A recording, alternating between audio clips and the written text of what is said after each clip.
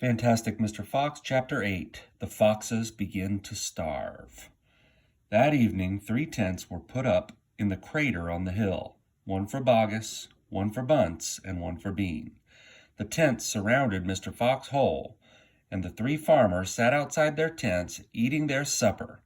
Boggis had 3 boiled chickens, smothered in dumplings. Bunce had 6 donuts filled with disgusting goose liver paste, and Bean had 2 gallons of cider.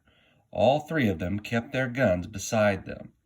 Boggis picked up a steaming chicken and held it close to the fox's hole. "Can you smell this, Mr. Fox?" he shouted. "Lovely, tender chicken! Why don't you come up and get it?"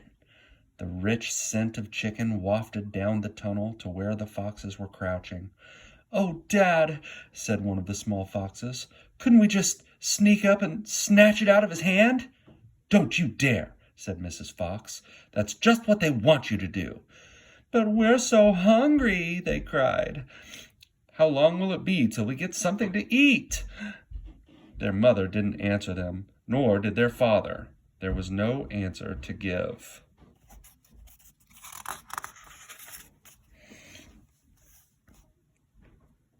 As darkness fell, Bunce and Bean switched on the powerful headlamps of the 2 tractors and shone them onto the hole.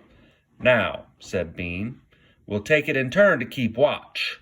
1 watches while 2 sleep, and so on all through the night." Boggis said, "What if the fox digs a hole right through the hill and comes out on the other side? You didn't think of that one, did you?" "Of course I did," said Bean, pretending he had. "Go on, then, tell us the answer," said Boggis.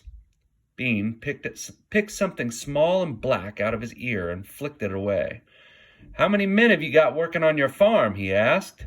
35, Boggis said. "I've got 36, Bunce said. "And I've got 37, Bean said. "That makes 108 men altogether. We must order them to surround the hill. Each man will have a gun and a flashlight. There will be no escape then from Mr. Fox."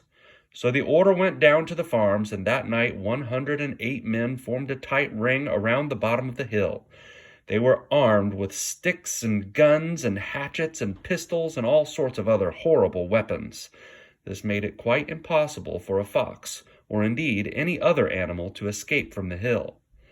The next day the watching and waiting went on. Boggis and Bunce and Bean sat upon small stools, staring at the fox's hole. They didn't talk much. They just sat there with their guns on their laps. Every so often, Mr. Fox would creep a little closer towards the mouth of the tunnel and take a sniff. Then he would creep back again and say, "They're still there." "Are you quite sure?" Mrs. Fox would ask. "Positive," said Mr. Fox. "I can smell that man Bean a mile away.